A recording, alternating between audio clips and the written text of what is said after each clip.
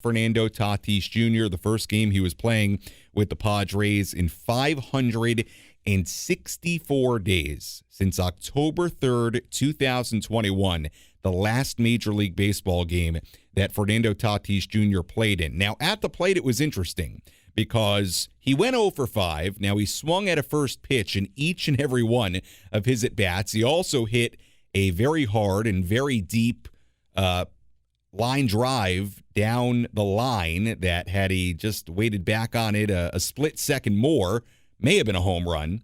But you know what?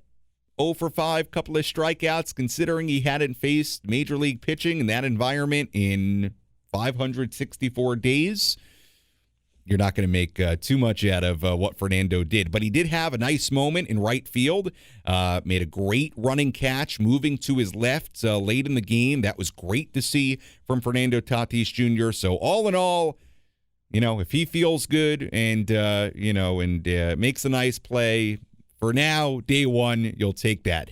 The bigger picture of the top of the lineup, Tatis, Soto, and Machado went 0 for 13, which makes this win that much more impressive because it was the rest of the lineup that got it done. Now, Bogarts in the cleanup spot had a 2-run home run, 1 of 2 hits. He continues to just be marvelous in a Padres uniform. His batting average now is at .350, and Bogarts hitting his 5th home run, leads the team. He is just giving you everything you could imagine offensively in the very early part of his Padre career. So he had another great game. Look, for Juan Soto, Manny Machado, a quiet night for both. You were hoping for Juan Soto that tonight would be a continuation of yesterday when he hit the ball hard, had 2 hits, had a home run. He did walk and score a run in this game. So good to see Soto continue to do that, continue to get on base via the walk. But otherwise 0 for 4, and Manny was 0 for 4 with a couple of strikeouts. So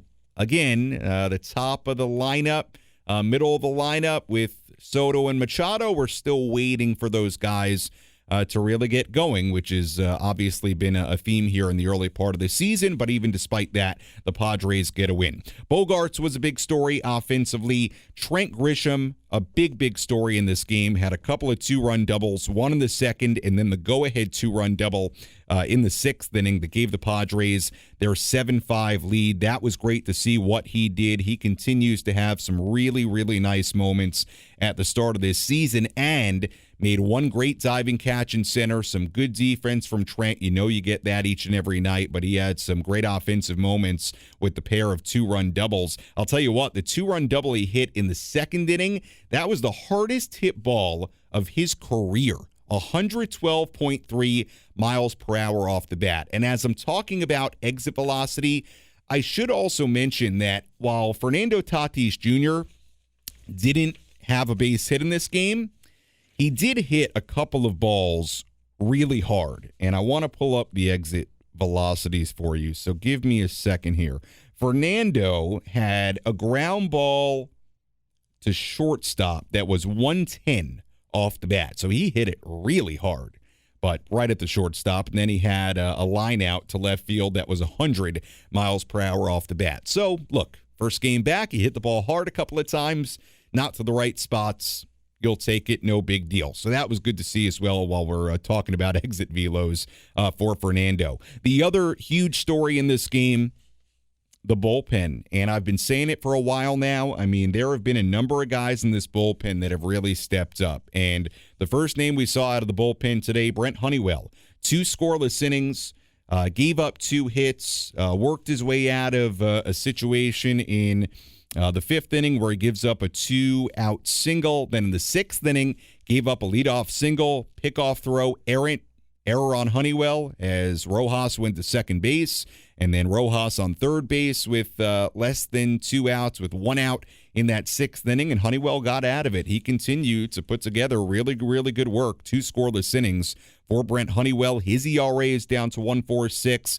And then Tim Hill, 1-2-3 7th inning. Steven Wilson, 1-2-3 8th inning. Josh Hader, 1-2-3 9th inning. So the Padres bullpen went 12 up, 12 down to end the game from the time that Honeywell gave up the base hit to Rojas in the 6th inning to the final out. They went 12 straight retired between Honeywell, Hill, Wilson, and Hader. Excellent work out of the Padres bullpen. I've been talking about Steven Wilson for a week or two now, how good he's been. He lowered his ERA to 0.71 in 11 appearances, and it was really interesting to see him come in a two-run game.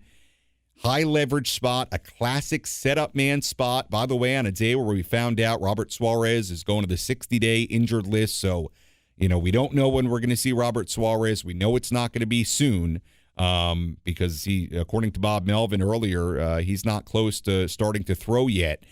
So we know he's not going to be back for a while. My point being, Steven Wilson continues to emerge. Really does. I mean, he's been excellent. 0.71 ERA now in 11 appearances. And in fact, Wilson has not allowed a run now since April 3rd. So it's a span of, count it with me, 1, 2, 3, 4, 5, 6, 7, 8 appearances in a row without a run allowed for Steven Wilson. And by the way, in that span, he's given up one hit. I mean, he's been really, really dominant.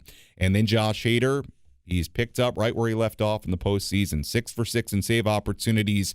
And this was an easy one as he got the Diamondbacks 1, 2, 3 in that 9th inning. So all in all, a lot of positives from this game, no doubt about it. The only thing you circle, and I won't even really include Fernando in this too much because, like we've been saying, you understand if there's an adjustment period for him, you just do because it's been so long.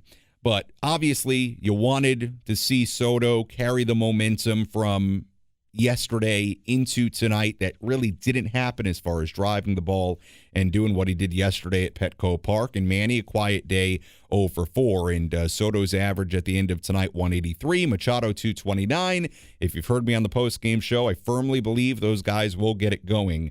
But, quiet nights for them as far as driving the baseball, getting hits. And the very top of the lineup with Tatis, Soto, and Machado did go 0 for 13. But the good news, you win the game, and that's a good thing for the rest of the Padres lineup. I didn't mention too many times, other than for the recap. I should mention it as well.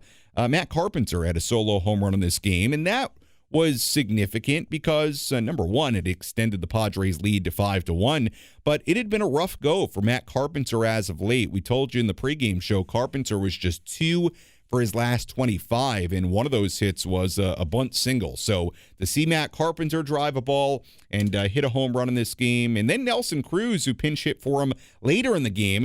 Cruz showing off the wheels, beating out the ball at first base when he hit the ground ball to Ahmed, who made a really critical error in this game in the 6th inning that led to the Grisham go-ahead 2-run double. But Cruz getting to first base and then scoring from first base on the Grisham double. Really good to see Nelson Cruz motor around the bases. But look, top of the order, you want to see more, but all in all, a very, very nice win for the Padres here today.